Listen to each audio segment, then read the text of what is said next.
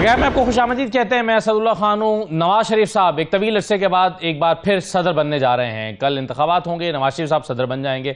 शहबाज शरीफ साहब के से सदारत लेकर नवाज शरीफ साहब को देना, इससे पार्टी क्या एक्सपेक्ट कर रही है, क्या फ़ायदा होगा, नवाज शरीफ साहब पार्टी के लिए क्या कर पाएंगे, कितना चैलेंजिंग होगा। कहा जाता है कि नून लीग जो है वो पिछले कुछ अरसे में थोड़ा गैर मकबूल हुई है या मुख्तलिफ तरह के मसाइल और चैलेंजेस का शिकार रही है। तो नवाज शरीफ साहब के सामने क्या टास्क होगा और वो किस तरह से उस टास्क को परफॉर्म कर सकेंगे और किस तरह से पार्टी को दोबारा से उस मकाम पर ला सकेंगे जैसे वो 2017 में उनके बकौल हुआ करती थी। ये एक अहम सवाल है। एक तो हम इस पर बात करेंगे। दूसरा, ऑप्टिक्स हमने देखे बड़े अच्छे हमें नजर आए जब मोहसिन नकवी साहब, वज़ीर दाखिला, वज़ीर तवानाई और वज़ीर आला खैबर पख्तूनख्वा के दरमियान एक मुलाकात भी हुई, फिर एक प्रेस कॉन्फ्रेंस भी हुई जिसमें बड़ी अच्छी अच्छी बातें हुई और वो तमाम मसाइल जिनके बारे में पिछले दिनों हम उसकी देख रहे थे, टोन बड़ी सख्त थी और हम देख रहे थे कि धमकी आमेज लहजा था, वो आज उसमें काफ़ी बेहतरी दिखाई दी और ऐसा लग रहा है कि शायद ये जो बिजली समेत दीगर मामलात हैं वो खुश उसलूबी से हल हो सकते हैं या उसकी तरफ बढ़ रहे हैं। और साथ ही साथ हमने ये भी देखा कि वो जो आली अमीन गंडापुर साहब अपने पैसों का मुतालबा कर रहे हैं कि सूबे का हक बनता है कि कुछ पैसे उनके जो ड्यू हैं वफाक की तरफ वो मिल जाएं, तो क्या इस जानिब भी पेशरफ्त होने जा रही है। साथ ही साथ आरिफ अलवी साहब कह रहे हैं कि प्रेशर कुकर बन रहा है और ये प्रेशर कुकर किसी भी दिन फट सकता है। खुदा ना खास्ता प्रेशर कुकर फटता है तो फिर तो हादसा होता है, लेकिन ये किस तरह की आरिफ अलवी साहब की क्या मुराद है इससे, इस पर भी बात करेंगे। पीपल्स पार्टी ने आज फिर इंदिया दिया है। वो कहते हैं हम हुकूमत में शामिल तो हो सकते हैं अगर मुनासिब शेयर मिल जाए तो। मुनासिब शेयर से क्या मुराद है? वैसे ही जो अपने कमेटियां अपने हिस्से की बनती हैं, जिन कमेटियों की सरबराही पीपल्स पार्टी की बनती है उस हिस्से से ज्यादा पीपल्स पार्टी ऑलरेडी मांग रही है। तो मामला कहां जा रहे हैं, मैं इन तमाम चीजों पर आज हम प्रोग्राम में गुफ्तगू करेंगे। मेरे साथ प्रोग्राम में मुजम्मिल सोहरवर्दी साहब मौजूद हैं, सीनियर तर्जकार हैं। मुजम्मिल साहब शुक्रिया, खुशामदीद। डॉक्टर मायूम मोहम्मद साहब हमें ज्वाइन कर रहे हैं, सेनेटर हैं और पाकिस्तान तहरीक इंसाफ के रहनुमा। सायरा बानो साहब हमें ज्वाइन कर रही हैं और डॉक्टर तारिक फजल चौधरी साहब हमारे साथ मौजूद है। मैं उन्हीं से आगाज़ करना चाहूँगा। डॉक्टर साहब बहुत शुक्रिया। डॉक्टर साहब ये बताइए कि नवाज शरीफ साहब पार्टी सदर बनने जा रहे हैं, आपके ख्याल में कितना फर्क डाल सकता है शहबाज शरीफ साहब के बाद नवाज शरीफ साहब के पास वापस आ जाना सदारत, और इस मौके पर जबकि कुछ चैलेंजेस भी पार्टी के लिए दिखाई देते हैं, तो ये कितना इंपॉर्टेंट होगा और क्या तवक्कुआत हैं इससे? बिस्मिल्लाहिर्रहमानिर्रहीम, बहुत शुक्रिया आपका अपने प्रोग्राम में दावत दी। देखिए, मियां नवाज शरीफ साहब शहबाज साहब के सदर बनने से पहले पार्टी के सदर थे और बानी सदर थे।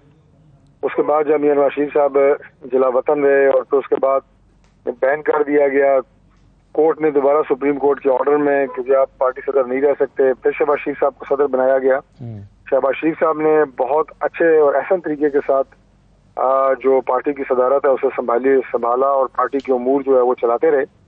अब चूंकि खुद वो वजारत उज़्मा के मनसब पे फाइज हैं और पार्टी जो है वो एक सियासी जमात है, एक फाल जमात है और मियां नवाज शरीफ साहब दोबारा सदर बनने जा रहे हैं, तो मैं ये समझता हूँ कि ये पार्टी के लिए बहुत खुशाइंद होगा। वर्कर्स जो हैं वो बड़ा ये नई एक तहरीक और नया एक जज्बा उनमें पैदा होगा और मियां नवाज शरीफ साहब पार्टी को इंशाल्लाह ताला मुनज़्ज़म करेंगे। इससे पहले माजी में भी बहुत अहसन तरीके से, जिस तरह मियां नवाज शरीफ साहब की क़यादत में मुस्लिम लीग नून इक़्तिदार में रही, एक नहीं मुतअद्दिद दफ़ा, और पाकिस्तान को लेके आगे बड़ी पाकिस्तानी खालिद जमात है।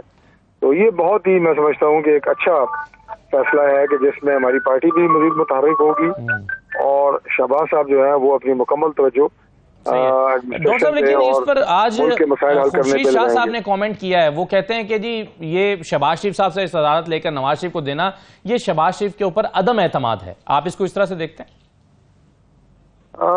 नहीं, मैं समझता हूँ कि ये बिल्कुल ही गैर मुनासिब बात है जिसने भी की है। उसकी वजह यह है कि मैंने जिस तरह अर्ज की कि पाकिस्तान जिन मसाइल से इस वक्त दो चार है और जो इशूज हैं मुल्क के, वो बहुत गहरे इशूज हैं, बड़े मसाइल हैं और ख़ासतौर पर जो हमारी मुआशी सूरत हाल है वो भी किसी से ढकी छुपी नहीं है। इसमें अगर वज़ीर आज़म जो है वो अपनी तमाम तर तवज्जो मुल्की फ़राइज़ और उमूर के सरअंजाम देने और सुलझाने पे देंगे तो उससे जो मुल्की मामलात हैं वो भी बहुत बेहतर होंगे और हमा वक्ती सदर जो है वो नवाज शरीफ साहब जो पार्टी चलाएंगे तो पार्टी के मामलात भी बेहतर चलेंगे। तो ये एक बहुत बेहतर फैसला है जिससे पाकिस्तान की जो चीफ एग्जीक्यूटिव है वो भी और जो हमारी पार्टी के अगले सदर बनने जा रहे हैं वो भी मुकम्मल जिम्मेदारी के साथ और इंशाअल्लाह यकसुई के साथ दोनों फ्रंट्स पे काम करेंगे। डॉक्टर साहब, राना सनाउल्लाह साहब मुतअद्दिद बार ये कह चुके हैं कि बयानिए का मुकाबला बयानिए से किया जा सकता है, बयानिए का मुकाबला 4 रुपए रोटी सस्ती करके नहीं हो सकता। ये बड़े कैटेगोरिकली उन्होंने अपनी राय का इजहार किया है। अब सवाल ये पैदा हो रहा है कि इस वक्त नून लीग के पास क्या बयानिया है, और बार बार ये भी इशारा दिया जाता है कि नवाज शरीफ साहब आएंगे तो फिर वो अपना बयानिया लेकर आएंगे। क्या बयानिया होगा नवाज शरीफ साहब के पास? देखिए, नवाज शरीफ साहब का बयानिया कोई अलग से नहीं है, जो जमात का बयानिया नहीं है। जमात ही नवाज शरीफ है और नवाज शरीफ जो है वो मुस्लिम लीग नून है, इसमें तो कोई शक नहीं है। तो लिहाजा बयानिया तो जमात का, मियां नवाज शरीफ साहब का जो बयानिया है वो मुस्लिम लीग नून का बयानिया है।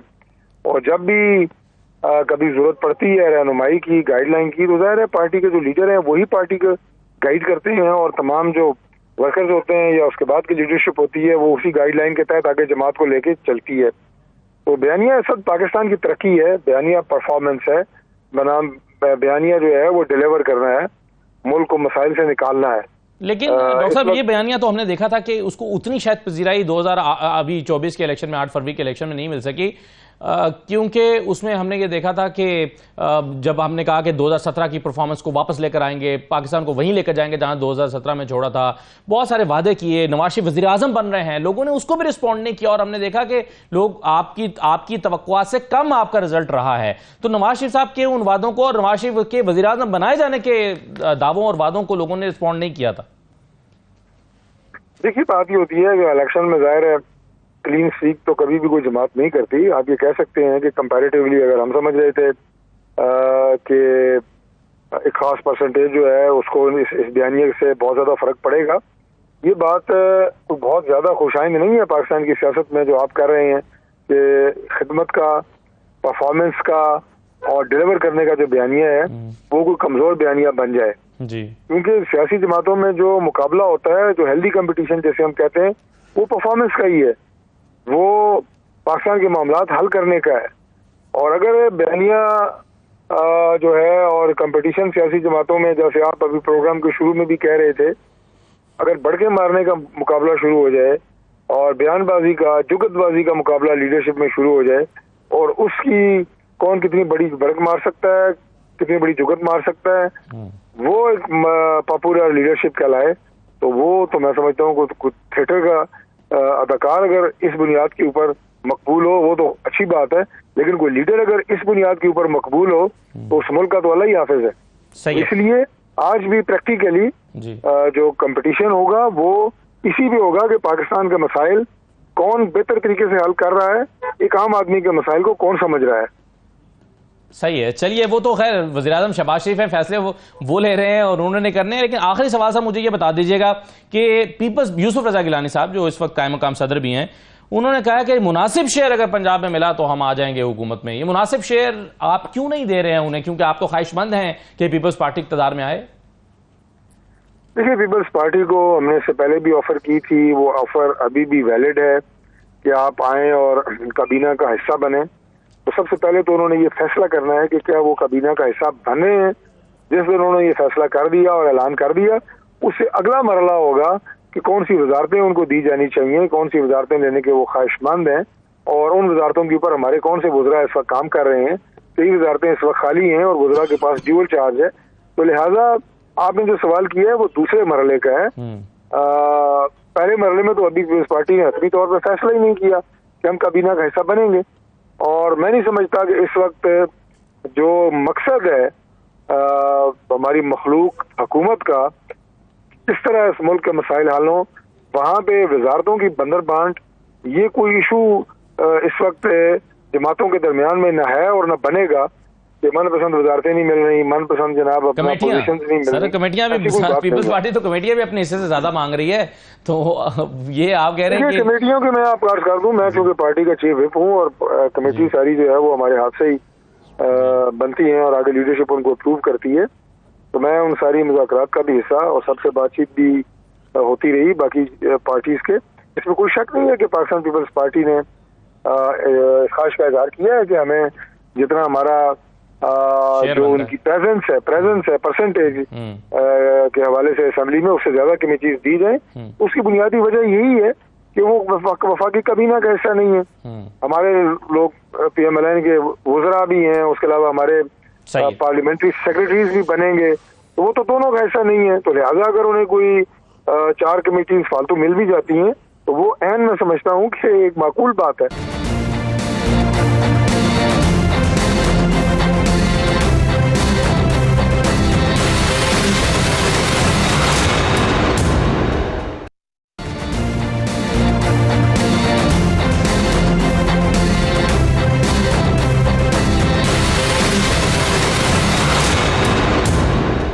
मुजम्मिल सरवर साहब, आपसे शुरू करता हूं। नवाज शरीफ साहब का जो कल सदर बन जाना, बयानिया क्या होगा? क्योंकि सबसे चैलेंजिंग तो यही है, क्योंकि जो बयानिया अगर तो वो कहेंगे 2017 की कारकर्दगी यही मेरा बयानिया है, तो ये बयानिया तो नाकाम हो गया था 8 फरवरी के इलेक्शन में, लोगों ने उसको बाय नहीं किया था। तो अब ऐसा क्या नया होगा कल सदर बनने के बाद नवाज शरीफ साहब के पास लोगों को देने के लिए? एक तो मुल्क में कोई फौरी इंतखाबात नहीं है, और ये मंशूर बयानिया ये सब कुछ इंतखाबात की जरूरत होता है, क्योंकि आपने इंतखाब में लोगों से वोट लेने जाना है, और अभी तो इंतखाब दूर हैं, 2029 में इंतखाब हैं। मेरे ख्याल में बहुत ही कबल अज़ वक्त बात है बयानिए की।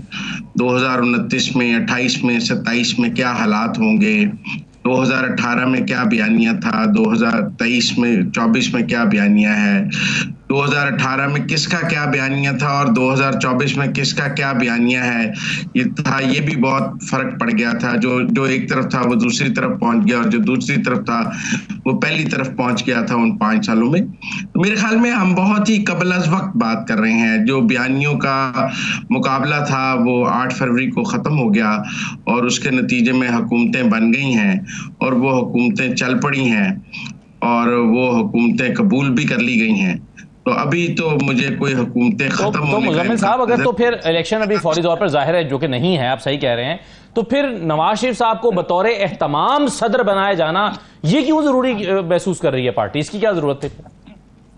क्योंकि पार्टी को मुतहरक रखना है, तंजीम साजी करनी है, उनके पास एक पॉलिटिकल रोल है, पार्टी उनके नाम से है, उनको अपने नाम पे वापस प्रेसिडेंट बनाया जाना। ये तो इन हाउस है, जैसे बैरिस्टर गौहर इस वक्त चेयरमैन है।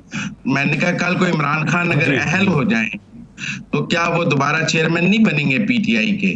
नवाज शरीफ अहल हो गए हैं तो वो वापस चेयरमैन अपनी पार्टी के सदर बन जाएंगे। तो हमारे यहाँ ये मामूल की बात है। बहुत सारे लोग फर्क होगा ना नवाज शरीफ जिस दिन नवाज शरीफ सर, लेकिन जिस दिन इमरान खान पार्टी के दोबारा चेयरमैन बनेंगे, चाहे इलेक्शन 2029 में हो, बयानिया उनका पहले दिन नजर आ जाएगा।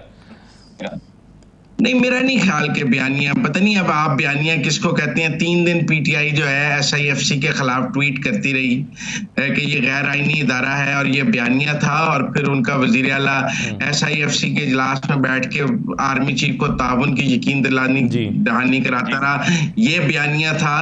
बहरहाल ये भी देखना पड़ेगा कि बयानिया क्या है और अमल क्या है। बहरहाल मेरे ख्याल में बयानिया बहुत कबल अज़ वक्त है। 2029 में क्या बयानिया होगा, पाकिस्तान कहाँ खड़ा होगा, इश्यूज क्या होंगे, उस वक्त देखा जाएगा। अभी बयानिए की मेरे ख्याल में किसी सियासी जमात को खास जरूरत नहीं है।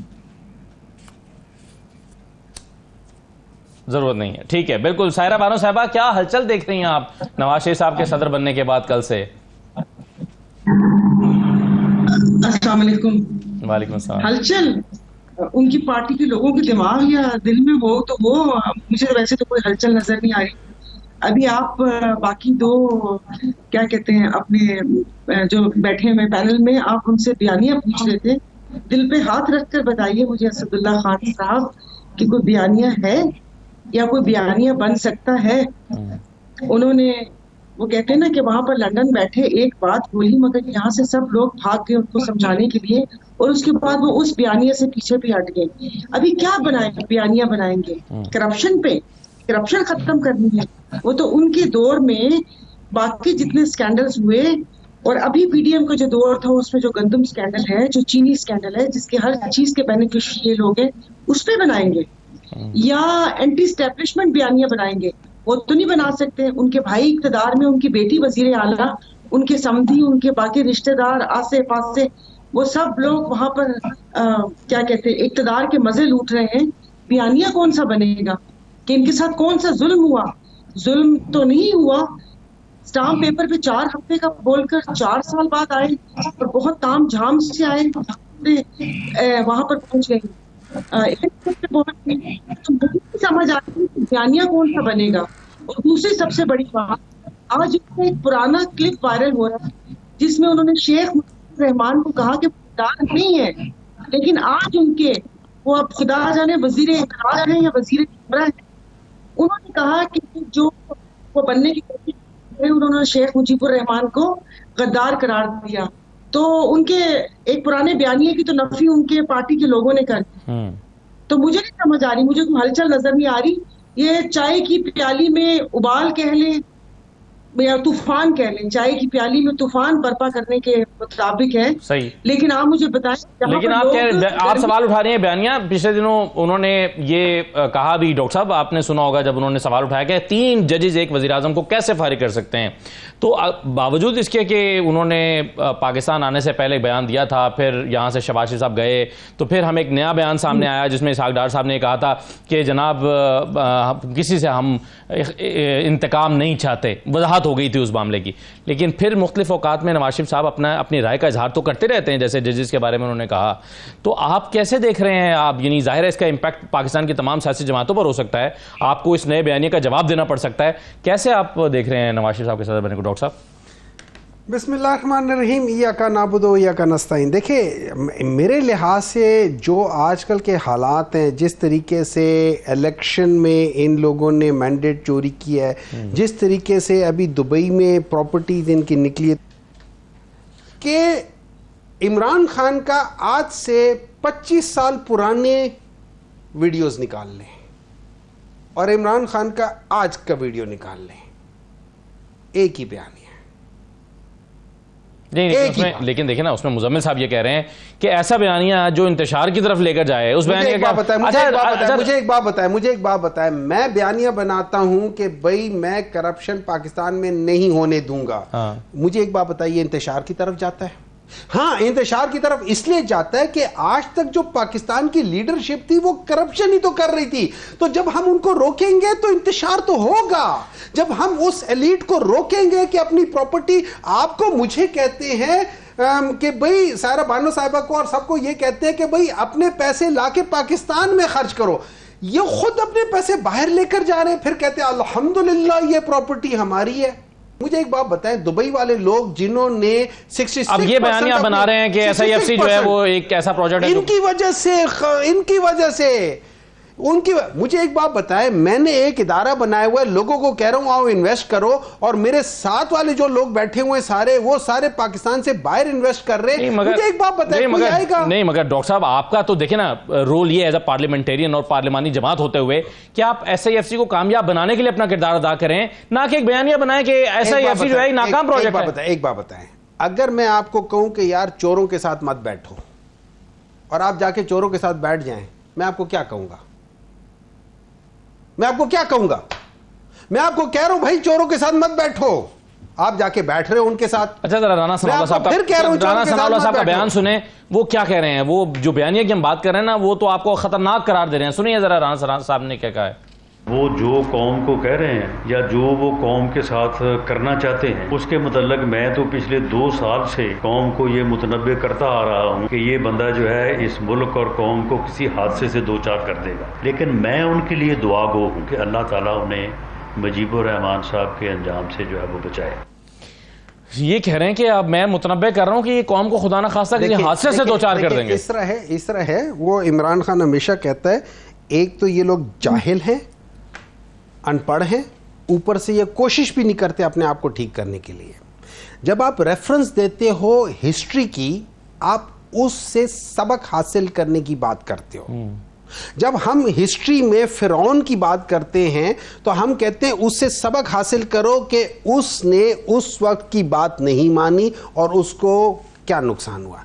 जब हम हिस्ट्री में जाते हैं कि भाई अबू जहल को अबू जहल क्यों कहते हैं, ये नहीं था कि वो जाहिल था, वो बहुत बड़ा लीडर था, लेकिन ये सब कुछ जानने के बावजूद कि एक शख्स सही है वो उनको गलत कहता रहा था। तो आप हिस्ट्री से सीखो। हिस्ट्री से जो हम लोग बात कर रहे हैं हमूद रहमान कमीशन की, उसमें आप देखो कि उसमें प्रॉब्लम क्या होता है। बेसिक प्रॉब्लम क्या था?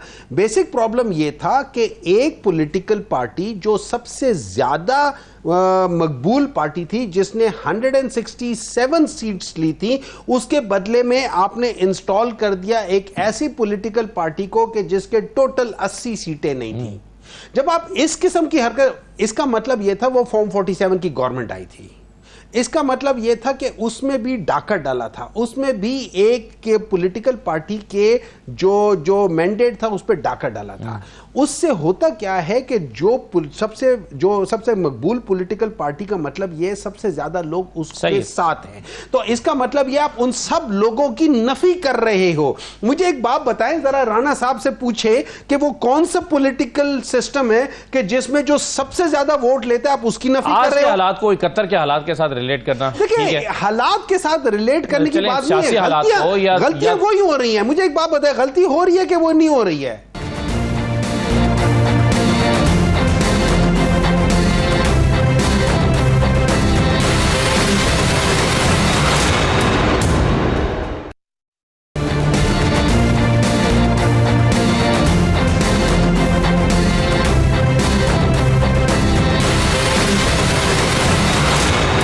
ब्रेक के बाद आपको दोबारा खुशामदीद कहते हैं। सायरा बानो साहबा, अभी ब्रेक पर जाने से पहले मुजम्मिल सोहरवर्दी साहब कह रहे थे कि किसी भी सियासी जमात को रियासत ने यह सीखा है कि अस्करी ग्रुप नहीं बनाने दिया जा सकता, और अस्करी ग्रुप बनाएं अगर सियासी जमातें और उसके जरिए से रियासत पर हमलावर हो जाएं, रियासती इदारों पर हमलावर हो जाएं, तो ये अब आज की तारीख में अब यह मुमकिन नहीं रहा।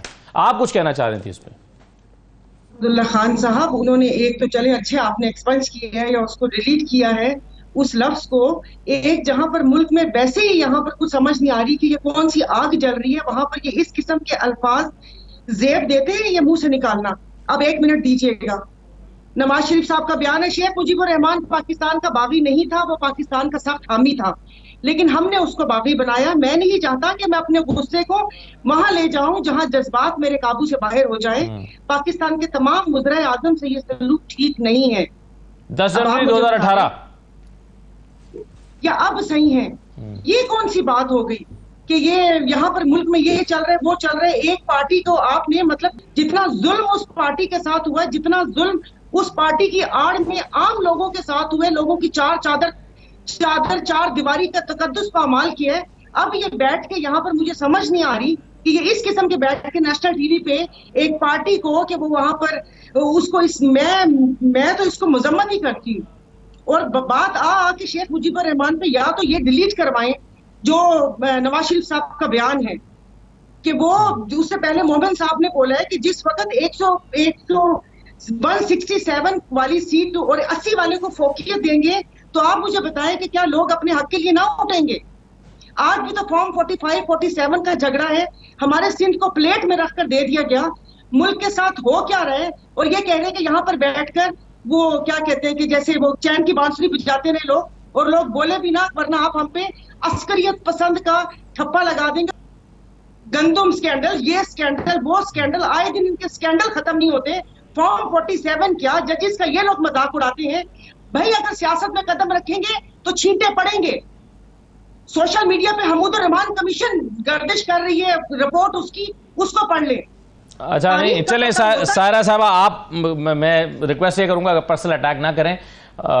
हमारे लिए बड़े क्रेडिबल सभी मेहमान बड़े क्रेडिबल और वो हैं, ठीक है। चलें, आपकी राय है, उनकी राय है, और आप ये समझ रही हैं कि ये लफ्ज इस्तेमाल नहीं होना चाहिए जी। नहीं, जो 9 मई को 40 बच्चे शहीद हुए और जो 2 कल वहां पर कुचले गए फलस्तीन, उसमें मार्च में जो वहां पर तकरीर हो रही थी, उसके बाद भी यहाँ की आवाम को मुक्ति बाहिनी का वो दिया जाए। सही है, चलिए, मैं कराची में सहाफियों बिल्कुल सही है। आप ये समझती हैं कि ये लफ्ज आज एक सियासी जमात के लिए इस्तेमाल नहीं होना चाहिए, राइट?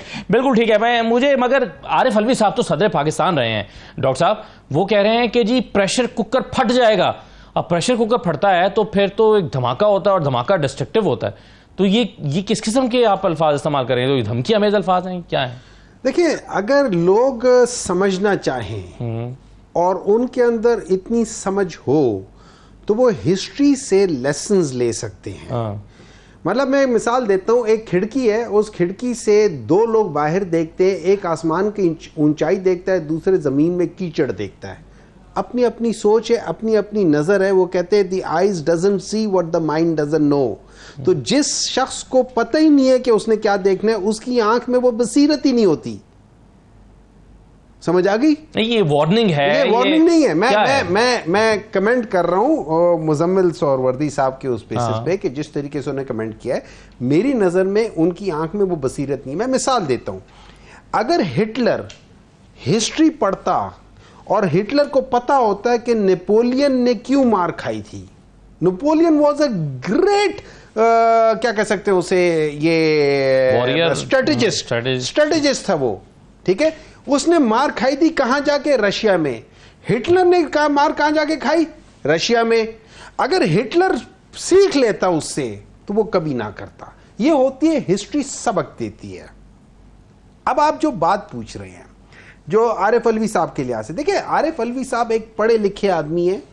आरिफ अलवी साहब बड़े नरम मिजाज के आदमी हैं और वो बड़ी ऊंची पोस्ट से निकल के वो एक बात कर रहे हैं। प्रेशर कुकर का मतलब ये होता है, जब आप एक चीज को बना रहे होते हैं तो आपने उसके ऊपर एक प्रेशर रखना होता है, लेकिन उस प्रेशर को रिलीज रखना होता है। अगर आपको तरीका नहीं आता कुकिंग का, या आपको प्रेशर कुकर को हैंडल करना नहीं आता, तो वो प्रेशर कुकर फिर फटता है। तो आपने ये देखना है कि आप जो प्रेशर डाल रहे हो, जो अनड्यू प्रेशर है, जिसकी निशानदेही पाकिस्तान तहरीक इंसाफ को छोड़ देना, हम तो बकौल उनके मुक्तिबानी वाले हैं ना, आप उनको छोड़ लेना। आप देखें जजेस क्या कह रहे हैं, आप देख रहे हैं मलिक रियाज क्या कह रहे हैं, आप देख रहे हैं बाकी दुनिया क्या कह रही है, सब यही कह रही है ना। देखिए बात यह हो जाती है कि आपने अगर इस मुल्क को बचाना है, अगर ये मुल्क इंपॉर्टेंट है जी, तो फिर आपके फैसले जो है ना वो डिसाइड करेंगे कि ये मुल्क किस तरफ जाएगा। अगर आपने लोगों के अनड्यू बातों को भी एक्सेप्ट करना है और उनको ग्लोरीफाई करना है, तो फिर आप उस दरबारी से ज्यादा आपकी हैसियत नहीं है कि जो बादशाह गलत डिसीजन ले रहा होता है और आप उसको कह रहे होते हैं बहुत चंगा किया है, बहुत चंगा किया है, उससे मुल्क, उससे डिसीजंस गलत आते हैं। सही है, लेकिन आपको यहां पे डिसीजन लेना होगा। ये वाकई प्रेशर बढ़ रहा है, ये वाकई एक प्रेशर है और ये गलत तरफ जा रहा है। अगर कोई ये समझता है ये गलत तरफ नहीं जा रहा, तो फिर मुझे उसकी अक्ल पे मुझे शुबा होता है या उसकी नीयत पे शुबा होता है। दोनों चीजें ठीक नहीं हो आप कहते हैं ये धमकी नहीं है, ये वार्निंग है कि, और बताया जा रहा है कि ये अलार्म बजाया जा रहा है। इनफैक्ट मुझे मुजम्मिल साहब, लेकिन आप ये बताइए कि क्या आज की जो हुकूमत जो इस वक्त मार्ज़ वजूद में आई हुई है, आपके ख्याल में क्या 8 फरवरी के पब्लिक सेंटिमेंट की सही तौर पर अक्कास है आज की हुकूमत? और अगर है तो पॉलिटिकल स्टेबिलिटी क्यों नहीं है? ये पॉलिटिकल स्टेबिलिटी मौजूद है। क्यों पॉलिटिकल स्टेबिलिटी नहीं है? चारों वज़राए आला कल SIFC के इजलास में मौजूद थे। आज KP के वजीर आला वफाकी हुकूमत के साथ बैठ के बात कर रहे थे और तो वफाकी वज़रा और KP के वजीर आला मिलकर प्रेस कॉन्फ्रेंस कर रहे थे मुल्क के मसाइल के हल के लिए। पूरे मुल्क में सियासी हारमनी मौजूद है। अगर कोई एक गिरोह है जो ये समझता है कि उसके लिए नहीं है, वो मैं नहीं समझता। मैं समझता हूँ निज़ाम हुकूमत में मुकम्मल पॉलिटिकल हारमनी मौजूद है, जिसका कल भी डिस्प्ले किया गया है, आज भी डिस्प्ले किया गया है। 4 मुख्तलिफ किस्म की हुकूमतें हैं 4 सूबों में, बलूचिस्तान में, सिंध में, KP में, पंजाब में, चारों इकट्ठी बैठी हुई हैं एक पेज पे, चारों इकट्ठे मिलकर फैसले कर रही हैं। KP के वजीर आला के तमाम तहफ़्फ़ुज़ात वफाक दूर कर रहा है, वफाक के KP वफाक के दूर कर रहा है। और अब पॉलिटिकल हारमनी किसको कहते हैं? पॉलिटिकल हारमनी अगर किसी को अडयाला से बाहर निकालने का नाम है तो वो आपकी तारीफ हो सकती है। मेरे नजदीक तो सियासी मंजरनामे में पॉलिटिकल हारमनी का जो डिस्प्ले कल हुआ है वो 2018 से 2022 में नहीं था। हमारा वजीर आज़म दूसरे कमरे में नाराज होकर बैठा रहता था कि मैंने तो मुखालिफ जमात के वजीर आला से मुलाकात नहीं करनी, मैंने तो कायदे इख्तिलाफ से मुलाकात नहीं करनी। आप जाके प्रेजेंटेशन दे दें, छोटे बच्चे की तरह नाराज होकर साथ वाले कमरे में बैठा रहता था, मैं नहीं मानूंगा, मैं नहीं मानूंगा। ऐसा वजीर आज़म चाहिए हमें। और क्या बात करते हैं आप जजेस की? जो 18 से 22 में जजेस के साथ हुआ है वो ठीक था। तो मैं ये कह रहा हूं कि माजी से सबक सीखना चाहिए और 18 से 22 का जो हमारा माजी है उससे सबक सीख कर ही हम आगे चल रहे हैं। और कल आपको पॉलिटिकल हार्मनी उस सबक से ही नजर आई है। सही है। बिल्कुल ठीक है। चलिए मुजम्मिल साहब, मैं एक छोटा सा ब्रेक ले लूँगा, प्लीज़ साथ रहिएगा। मैं एक ब्रेक लेकर वापस आता हूँ तो एक कुछ आपके सामने अदाद शुमार भी रखते हैं। 11 महीने में 33 करोड़ रुपए का हमारे जो वज़ीर आज़म हाउस और काबीना और अपोजिशन लीडर और हमारा ईवान सदर 33 करोड़ रुपए का 11 महीने में इन्होंने पेट्रोल इस्तेमाल कर लिया, मुफ्त का पेट्रोल। और दूसरी तरफ ऑस्टेरिटी की मुहिम की हम बात कर रहे हैं, तो इस पर भी बात करते हैं, एक ब्रेक के बाद वापस आते हैं।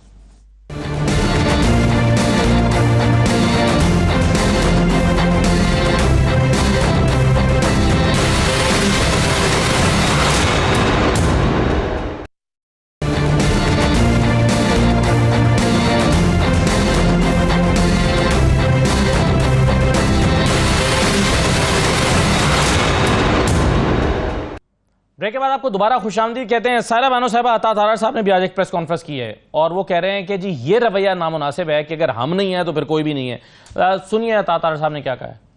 ये वो लोग हैं जो कहते हैं कि खान नहीं तो पाकिस्तान नहीं, नाउजुबिल्ला। यानी आप अपनी सियासी बका को पाकिस्तान की सालमियत से लिंक करते हैं। आप अपने सियासी मफादात, छोटे छोटे सियासी मफादात की खातिर पाकिस्तान के मफादात को दाव पर लगाते हैं। और ये जो मजलूमियत का आप ढोंग रचा रहे हैं, मजलूम तो वो होता है जिसने 190 मिलियन पाउंड की चोरी ना की हो किसी प्रॉपर्टी टाइकून के साथ मिलके। अच्छा सायरा साहब, आप ये जो लफ्ज इस्तेमाल किए, मैं मुझे तो दोहराते हुए भी मैं काम जाता हूं कि खान नहीं तो फिर खुदा न खास्ता पाकिस्तान नहीं। वो कहते हैं कि जी ये एक सियासी जमात का, तो ये रवैया अगर है तो ये भी तो नामुनासिब रवैया है। ये वही बंदा बैठकर कर रहे हैं आइन और कानून के बारे में कि जिन्होंने आइन के लिए बहुत एक अच्छा सा इशारा करके अवाम को बताया था। और ये वापस से वही बात आ जाएगी कि 1971 में भी कहा था यहाँ हम वहां तुम। राना सनाउल्लाह ने कहा था या तुम या हम। मैंने तो नहीं ऐसा सुना कि पीटीआई वालों ने ये कहा हो। नाउजुबिल्ला, नाउजुबिल्ला, तो इन्होंने भी इतने नाउजुबिल्ला किए कि इन्होंने तो, इनके लोगों ने असेंबली में खड़े होकर बोला था, एक अच्छी बारिश दाढ़ी वाले ने कहा था कि इतनी जल्दी रिट्रीव तो नाउजुबिल्ला नाउजुबिल्ला अल्लाह पाक नहीं देते जितना ये लोग दे देते। अपने नाउजुबिल्ला भी याद कर लें। और सवाल क्या था, मुझे तो इनके नाउजुबिल्ला पर और आइन का इशारा है वो याद आता है जब ये बंदा टीवी पे बैठ के आइन और कानून की बात करता है। सही है। चलें नया सवाल रखते हैं। आपके जवाब आ गया आपका, मैं नया सवाल रखता हूं। और नया सवाल जो है वो हमारी ऑस्टेरिटी मुहिम से मुतालिक है। इस पर जाहिर है पूरा पाकिस्तान एक मुआशी तौर पर एक क्राइसिस, बहरानों का शिकार मुल्क है। 33 करोड़ रुपए का पेट्रोल जला डाला जनाब हमारे सरकारी दफातर ने। वजीर आजम हाउस और ऑफिस ने 11 माह में पेट्रोलियम मसनूआत पर 6 करोड़ 92 लाख, जबकि ईवान सदर सेक्रेटेरिएट ने 3 करोड़ 31 लाख रुपए खर्च किए। कौमी असम्बली सेक्रेटेरिएट ने 11 माह में 4 करोड़ 40 लाख, जबकि सेनेट सेक्रेटेरिएट ने 2 करोड़ 59 लाख रुपए का पेट्रोल इस्तेमाल किया। कायमा कमेटियों के सरबराहों ने 4 करोड़ 84 लाख, यही कायमा कमेटियां जिस पर आजकल बड़ी बहस चल रही है कि मुझे हमें चाहिए और हमें चाहिए। स्पीकर और डिप्टी स्पीकर ऑफिस ने 1 करोड़ 79 लाख रुपए का पेट्रोल इस्तेमाल किया। काबीना कारपूल ने वज़रा, मुशीरों और मुआवनीन खुसूसी की गाड़ियों पर पेट्रोल कीमत में 5 करोड़ 15 लाख रुपए खर्च किए हैं। यह रिपोर्ट हमारे सामने आई है। और मैं आपको बताता चलूं कि साबिक अपोजिशन लीडर राजा रियाज और मौजूदा अपोजिशन लीडर उमर अयूब खान साहब ने 26 लाख 95 हजार रुपए की रकम जो है वो पेट्रोल पर खर्च की है।